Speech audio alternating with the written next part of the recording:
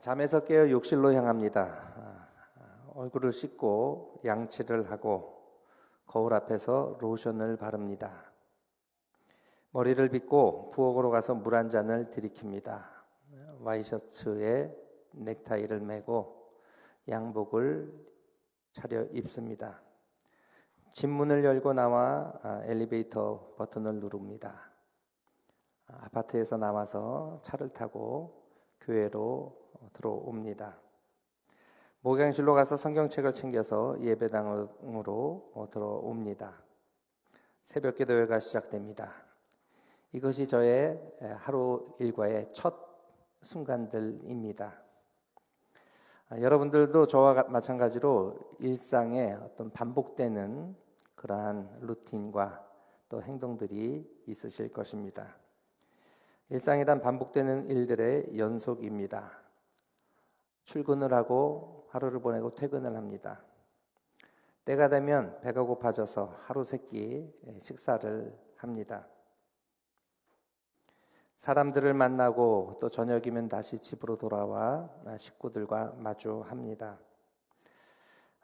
이런 일상과 더불어 여기 계신 여러분들은 한 가지 일상이 더 있습니다. 주일날이면 교회 나와서 예배를 드립니다.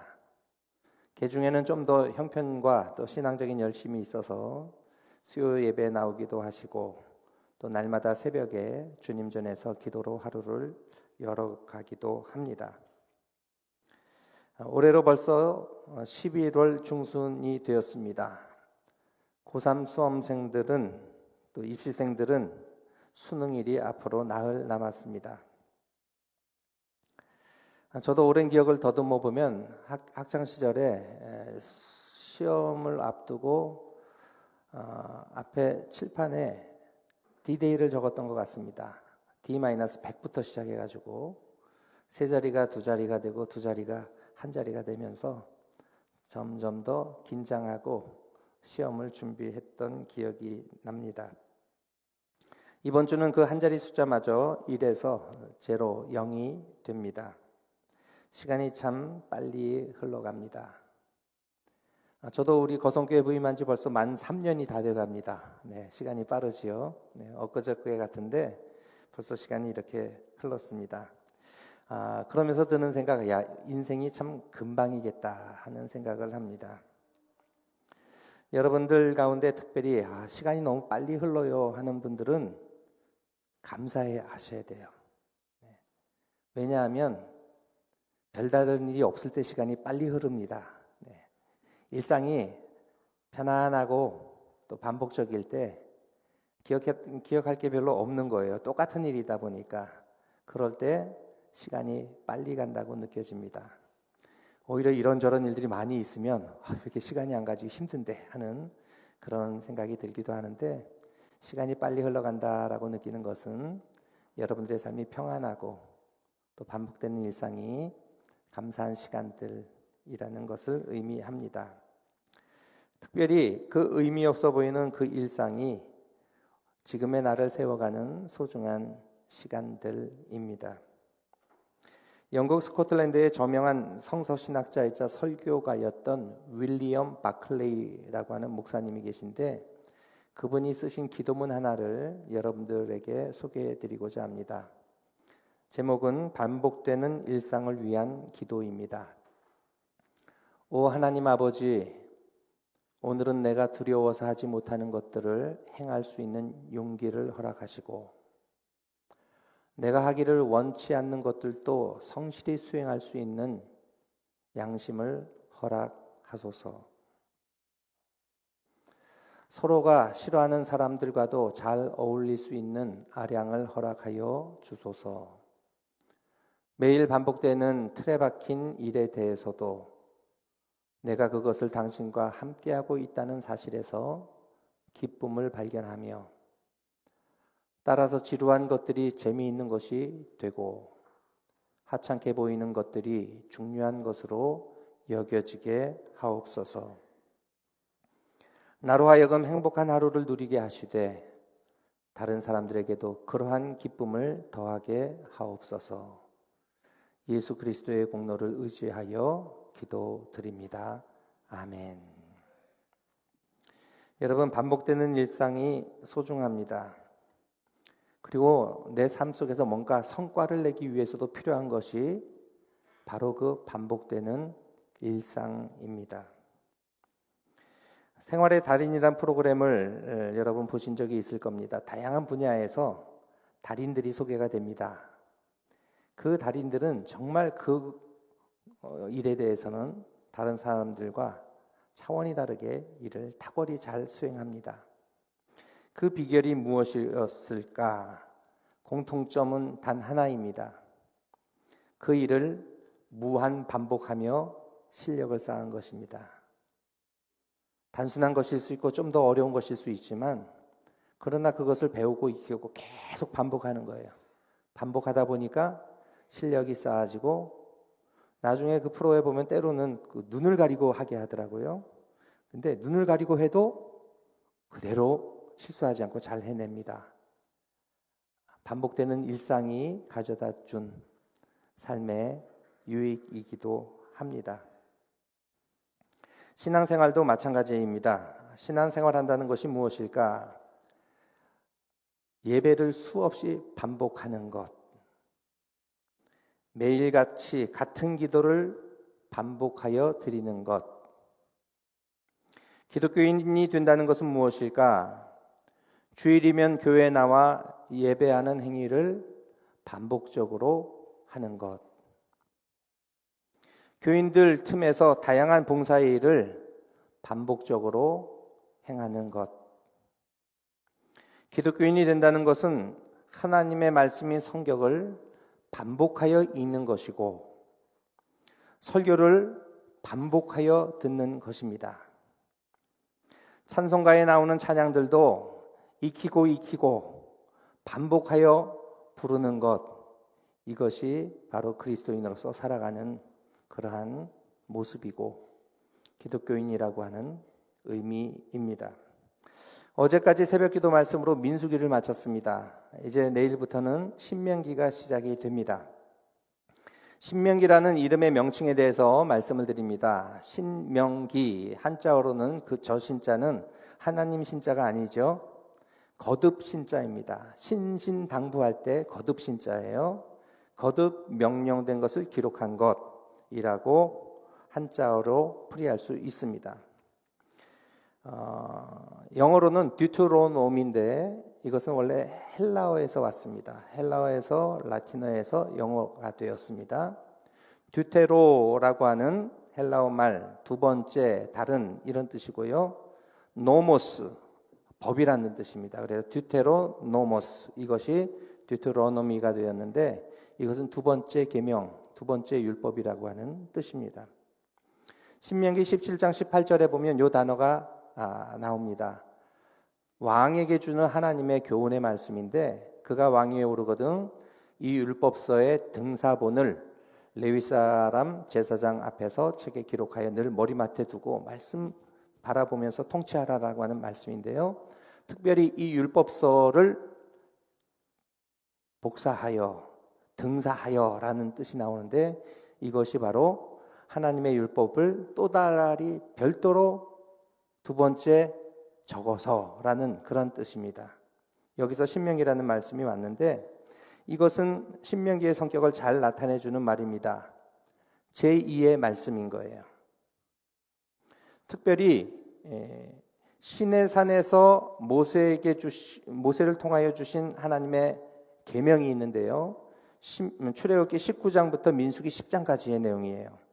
그런데 이것을 다시 한번 모세가 기억하고 설교 형식으로 이스라엘 백성들에게 요약해서 설명해 주는 겁니다. 그래서 두 번째 율법이다라고 우리가 생각할 수 있습니다. 특별히 히브리어 성경에서는 히브리어 성경책들은 그 제목이 첫 번째 단어예요. 그래서 이것들은 말씀들이다라고 해가지고 엘레 핫드바림이라는 히브리어가 쓰였는데요. 드바림이에요. 그래서 드바림, 말씀들. 그래서 유대인들은 신명기를 그냥 말씀들이라는 제목으로 명칭합니다. 신명기는 말씀들입니다. 역사적인 기록이나 사건에 대한 서술이기보다는 그냥 말씀이에요. 가르치고 타이르고 훈계하는 권면이요 설교입니다. 특별히 모세가 행한 설교의 말씀인데요. 제가 개인적으로 신학교 다니면서 가장 좋아했던 성경책이 있습니다. 66권 중에 저는 시편하고 신명기 말씀 참 좋아해서 열심히 공부했던 기억이 있습니다. 출애굽기, 레위기, 민수기보다 신명기가 요약이 됐을 뿐만 아니라 모세가 설교조로 이야기했어요. 여러분 오늘날이라는 단어도 많이 반복되고요. 여러분 하나님의 은혜를 받았다면 우리가 이렇게 해야 합니다. 여러분 하면서 좀 더 친근하게 말씀을 전하고 있습니다. 출애굽기부터 레위기, 민수기까지의 내용을 보면 하나님께서 모세에게 직접 말씀하신 내용들이 직접 인용으로 기록이 되어 있습니다. 실제로 민수기 마지막 부분에 보시면 33장 50절에 보면 민수기의 말씀은 이렇게 설명하는데요. 여리고 맞은편 요단 강가 모압 평지에서 여호와께서 모세에게 말씀하여 이르시되, 하나님이 직접 모세에게 말씀하신 내용이 인용이 됩니다. 35장 1절 여호와께서 여리고 맞은편 요단 강가 모압 평지에서 모세에게 말씀하여 이르시되, 가나안 땅에 들어가기 전에 하나님께서 다시 한번 중요한 것들을 말씀하시는 내용입니다. 민수기 36장 13절은 민수기의 가장 마지막 절이에요. 우리 한번 같이 읽겠습니다. 이는 여리고 맞은편 요단가 모압 평지에서 여호와께서 모세를 통하여 이스라엘 자손에게 명령하신 계명과 규례니라. 아멘. 여기 보면 노란색으로 기록된 글씨 여호와께서 모세에게 직접 말씀하신 내용이에요. 이게 민수기의 내용인데요. 반면에 신명기로 넘어가면 조금 달라집니다. 신명기 1장 이는 모세가 요단 저쪽 숲 맞은편에 아라바 광야 어디에서 이스라엘 무리에게 선포한 말씀이니라. 주어가 다르죠? 모세가 선포한 말씀이래요. 1장 5절 모세가 요단 저쪽 모압 땅에서 이 율법을 설명하기 시작하였더라. 일러스되. 신명기와 민수기의 차이점이 있습니다. 공통점도 있죠. 공통점은 요단강 동편 모압 평지에서 주시는 말씀, 장소가 같아요. 그런데 말하는 주체가 다릅니다. 민수기의 경우에는 여호와께서 직접 모세를 통해 주신 말씀이고요. 신명기는 모세가 이스라엘 백성들에게 직접 설명한 설교의 내용입니다. 그래서 신명기는 모세의 설교입니다. 엄밀한 의미로 하나님의 말씀이 직접 인용된 게 아니라 모세가 풀어서 설명한 내용입니다. 모세는 왜 그랬을까? 왜 또 앞서 출애굽기, 레위기, 민수기에 나오는 내용을 왜 다시 한번 자신이 마음에 담아 설교를 했을까? 한 번 더 명심하라고. 40년 동안 주어진 말씀, 이제 가나안 땅에 들어가기 앞서 다시 한번 요약 정리하면서 여러분 이렇게 해야 합니다 하고 자신이 받은 말씀을 풀어내고 권면하고 있습니다. 이건 부모님도 마찬가지입니다. 부모님의 마음인 것 같아요. 자식들이 나갈 때 보면 꼭 부모님 중에 특별히 어머니들이 한 말씀 꼭 하죠. 너 잘 챙겼니? 돈 부족하지 않아? 차 조심해라까지 해요. 다 큰 자식들 나갈 때도 보면 꼭 차 조심해라 확인하고 밥 굶지 마라, 잘 사 먹어라 이런 얘기를 꼭 부모님들, 특별히 어머니들은 하세요. 왜? 말 안 해도 알아서 잘할 텐데도 그게 엄마의 마음인 거예요. 어머니의 마음인 거죠. 모세도 마찬가지였던 것 같습니다. 하나님이 이미 주신 말씀들이지만 다시 한번 이스라엘 백성들 여러분 마음에 새겨야 합니다 하고 신명기를 통해 말씀을 전했습니다. 이스라엘에게 광야 40년 동안 주어진 말씀을 다시 한번 반복하여 들려주는 그러한 모세의 마음이 담긴 말씀, 바로 신명기입니다. 여러분 우리들도 마찬가지입니다. 여러분 혹시 지난주 설교 제목 기억하세요? 날듯 말듯 뭐였더라? 네.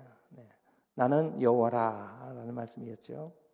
그런데 여러분, 설교 말씀 너무 잘 기억하지 마세요. 네. 그냥 그 주간 버티고 그 말씀 딱 받아서 위로받고 격려하고, 그리고 또한 내가 그 말씀대로 살아야지 결단하면 됩니다. 일주일 지나면 잊어먹으셔도 좋습니다. 뭐 하셔야 돼요? 또 들으면 되잖아요. 또 들으면 됩니다. 여러분, 아무리 맛있는 식사도 그거 가지고 일주일을 버티지 못합니다. 아무리 맛있는 식사도 하루 한 끼 혹은 두 끼까지는 가능할 수 있어도 그 다음날 되면 다시 먹어야 돼요. 성경 말씀도 영의 양식이라고 생각할 때 우리가 마찬가지예요. 듣고 또 듣고 읽고 또 읽고 마음에 새기다가 말씀이 흐지부지 약해지면 또 말씀 받고 그렇게 살아가는 겁니다. 그래서 성경 공부도 마찬가지예요. 여러분, 잊어먹었다고 뭐 배울 필요도 없는 것 같아요. 그러지 마세요. 그 순간에 깨닫고 아멘 하면 되는 거예요. 그리고 그 다음날 일주일 뒤에, 한 달 뒤에, 1년 뒤에 다시 배우고 익히면 되는 겁니다. 요즘 공부를 잘하려면 반복 학습이 전제되어야 됩니다. 예습과 복습, 공부 잘하는 학생들은 예습과 복습을 잘하죠. 아무리 창의력이 중요하다고 해도 머릿속에 든 것 없이 창의력이 나오지 않아요. 많은 걸 배우고 익힐 때 이런저런 번뜩이는 통찰도 얻을 수 있습니다. 말씀 별빛마을 성경학당이 세 반이 성경 공부 주중에 진행 중에 있습니다. 마태복음을 중심으로 하는 셰퍼드 라이프하는 교재로 제2권이 지금 진행 중에 있는데, 공부하는 분들은 보통 한 2-3시간은 공부하셔야 될 거예요. 그래야 와서 수업에 참여할 수 있어요. 책이 그렇게 교재가 되어 있어요. 미리미리 준비해 와가지고 같이 공부하는 게 아니라 공부한 걸 나누는 형태다 보니까 적어도 2번 그 내용을 익힙니다. 수요일날 하는 은빛노말 아카데미 우리 어르신 반에서도 풍요로운 빛이라는 교재로 성경을 공부하는데 이것도 마찬가지예요. 대신 이거는 1시간만 공부하면 돼요. 1시간 정도 이렇게 공부해 오면 그러면 그 시간 속에서 함께 나눌 수 있습니다. 역시 2번은 보는 거예요. 그러다 보니까 전혀 준비 안 해와서 한 번 듣고 잊어먹는 것보다는 공부해 와서 또 한 번 확인하는 그 자리를 통해서 성경이라든지 말씀에 대해서 또 신앙생활에 대해서 좀 더 잘 확인할 수 있습니다. 신명기는 바로 그러한 역할입니다. 앞서 주어졌던 하나님의 말씀을 다시 한번 반복하는 그 반복되는 교훈의 말씀을 통해서 이스라엘 백성들에게 더욱더 마음 깊이 자리할 수 있는 말씀입니다. 신명기 1장의 배경은 앞서도 언급했듯이 가나안 땅을 목전에 두고 들어가기에 앞서 모압 땅에서, 요단 동편 모압 땅에서 주시는 말씀입니다. 그 내용이 쭉 26장까지 설교의 형식으로 주어집니다. 신명기의 내용은 출애굽기부터 민수기까지 이어지는 하나님의 말씀의 한 50%는 거의 그대로 모세의 입을 통해서 반복이 됩니다. 그래서 성경을 읽을 때 신명기는 앞서 읽었던 내용이 반복이 되기 때문에 더 깊이 우리의 마음속에 새겨지는 그런 말씀이 됩니다. 모세가 이 말씀을 풀어내는데 어디부터 시작했을까요? 시작이 중요하잖아요. 제가 오늘도 설교 준비하면서 항상 고민하는 부분이 도입 부분이에요.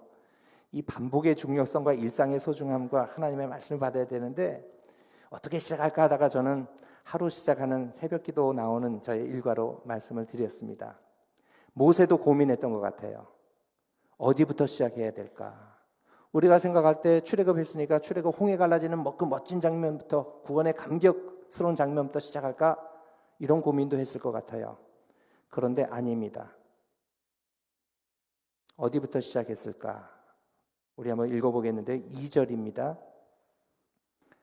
우리 같이 읽겠습니다. 호렙산에서 세일산을 지나 가데스 바네아까지 10하룻길이었더라. 첫 단어가 뭐예요? 호렙산에서. 6절도 보시면 우리 하나님 여호와께서 호렙산에서 우리에게 말씀하여 이르시기를 너희가 이 산에 거주하는 지 오래니. 홍해가 아니에요. 모세가 말씀을 시작하는 그 자리는 호렙산이에요. 호렙산의 다른 이름은 시내산이죠.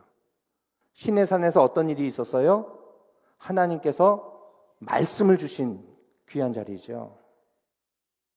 다시 한번 모세가 이스라엘 백성들에게 말씀을 전하는데 그 첫 시작은 어디였어요? 시내산, 호렙산. 하나님이 말씀 주시고 이제 너희들 가라 명하시는 그 순간부터 말씀이 시작이 됩니다. 7절에 보시면 방향을 돌려 행진하여 아모리 족속의 산지로 가고 그 근방 곳곳으로 가고 아라바와 산지와 평지와 네겝과 해변과 가나안 족속의 땅과 레바논과 큰 강 유브라데까지 가라. 시작은 어디예요? 호렙산. 끝은 어디예요? 끝은 어디예요? 큰 강 유브라데까지 가라. 좀 이상하죠? 요단강만 건너면 가나안 땅이고 약속의 땅인 줄 알았는데 하나님의 원래 계획은 어디예요? 거기부터 큰 강 유브라데까지. 이 말씀은 창세기 15장 18절에 근거합니다. 아브라함이 하나님께로부터 받은 말씀이에요. 그날에 여호와께서 아브라함과 더불어 언약을 세워 이르시되 내가 이 땅을 애굽 강에서부터 큰 강 유브라데 강까지 내 자손에게 주리니. 하나님의 계획은 어디였어요? 애굽 강에서부터 큰 강 유브라데 강까지였어요. 모세도 그렇게 말씀을 받은 거예요. 그리고 그 말씀을 설명하고 있습니다. 큰 강 유브라데까지. 신명기 11장 23절에도 보면요, 다시 한번 이걸 언급합니다. 여호와께서 그 모든 나라 백성을 너희 앞에서 다 쫓아내실 것이라. 얼마나 큰 약속이에요. 그 모든 나라의 백성을 다 쫓아내실 것이라. 가나안 땅만이 아니었어요. 너희가 너희보다 강대한 나라들을 차지할 것인즉 너희의 발바닥으로 밟는 곳은 다 너희의 소유가 되리니 너희의 경계는 곧 광야에서부터 레바논까지와 유브라데 강에서부터 서해까지라. 동쪽 유브라데 강에서부터 서해 지중해까지다. 아브라함만 받지 않고요, 모세도 이것을 주님 주신 약속으로 받아서 이스라엘 백성들에게 이야기해 주고 있어요. 그런데 여러분, 우리는 결론을 알고 있습니다. 유브라데 강까지 갔나요? 안 갔나요? 네, 쳐다보지도 않았어요. 요단강만 건너는 그 땅이 약속의 땅으로 받아서 나중에 이스라엘 역사 속에서 이스라엘 지명을 이야기할 때는 우리는 백두에서 한라까지라면 이스라엘은 어디부터 어디까지? 브엘세바에서 단까지. 네. 강원도 그 정도 크기예요. 그 정도 크기의 이스라엘 땅으로 만족을 합니다. 왜 그랬을까? 왜 일부만 받아들였을까? 간단하게 생각할 수 있습니다. 까먹었어요. 말씀을 잊어먹은 거예요. 듣긴 들었는데 한 귀로 흘려버린 거예요. 앞부분만 들었나 봐요. 가나안 땅. 여러분, 왜 말씀을 반복해서 듣고 읽어야 돼요? 잊어먹지 않기 위해서. 처음 읽었을 때 놓친 거 있으면 유브라데 강까지라는 이 중요한 단어를 찾아내서 마음에 새기고자 반복해서 읽고 설교 말씀을 통해서 반복해서 듣고 그리고 그것을 말해야 돼요. 여러분, 하나님께서 여러분들에게 약속을 주셨다면 그 약속의 말씀을 반복해서 읽고 반복해서 말하세요. 그래야 사라지지 않습니다. 이스라엘에게는 이 말씀이 사라졌어요. 눈에 보이는 가나안 땅 점령하는 것, 그것으로 족하다 생각했던 것입니다. 여러분, 하나님의 말씀은 듣고 잊어버리면 안 됩니다. 그 약속의 말씀을 마음에 새겨야 되고요. 그리고 선포하고 말해야 돼요. 모세처럼 그 말씀을 들리게 해야 합니다. 잊지 않도록, 그리하여 하나님의 처음 계획과 하나님의 처음 약속이 나의 비전이 되고 나의 사명이 되고 나의 삶을 성축해 하는 그러한 현실이 되기 위해서는 우리가 말씀을 놓치면 안 됩니다. 듣고 선포하고 또 시간 지나고 읽고 기록하고 또 시간 지나면 말하고 다시 한번 읽었던 것 되새기고 계속 반복해야 돼요. 반복할 때 믿음이 더욱더 공고해지고 자신감이 생기고 그래야 유브라데 강까지 갈 수 있습니다. 예수 그리스도의 복음도 마찬가지입니다. 로마서 10장의 말씀인데요. 로마서 10장 13절 중요한 말씀이죠. 우리 다 같이 읽겠습니다. 누구든지 주의 이름을 부르는 자는 구원을 받으리라. 아멘. 여러분 크게 하세요. 다시 한번 반복 시작. 누구든지 주의 이름을 부르는 자는 구원을 받으리라. 아멘. 네. 여러분 괴로운 일이 있으세요? 주의 이름을 부르세요. 여러분 육신적으로 아파서 힘드세요? 주의 이름을 부르세요. 예수님 제발 좀 고쳐주십시오. 예수님 십자가의 능력이 나의 이 모든 어려움들을 해결해 주십시오. 주님 앞길이 보이지 않습니다. 선한 목자 되어 주셔서 나를 인도해 주십시오. 왜? 시작. 누구든지 주의 이름을 부르는 자는 구원을 받으리라. 아멘. 이름 불러야 된대요, 여러분. 마음속으로만 아멘 하지 마시고 이름을 부르는 거예요. 예수님, 하나님, 오늘도 역사하시는 성령님. 네. 입으로 선포하고 부르셔야 돼요. 말씀도 받은 거 있다면 그 말씀을 줄줄 입에서 나오게 할 수 있어야 되고 식구들끼리도 나누고 부부간에 자녀와 부모님께 이야기할 수 있어야 돼요. 소그룹에서 할 거 없다고요, 여러분? 이 말씀만 나눠도 얼마나 강력한데요. 그리고 먼 미래의 약속으로만 주어지지 않잖아요. 중간중간에 하나님께서 현실로 다가오게 하시잖아요. 그럼 어떻게 해야 돼요? 말해야 돼요. 말해야 돼요. 전해야 하고 믿음으로 선포해야 합니다.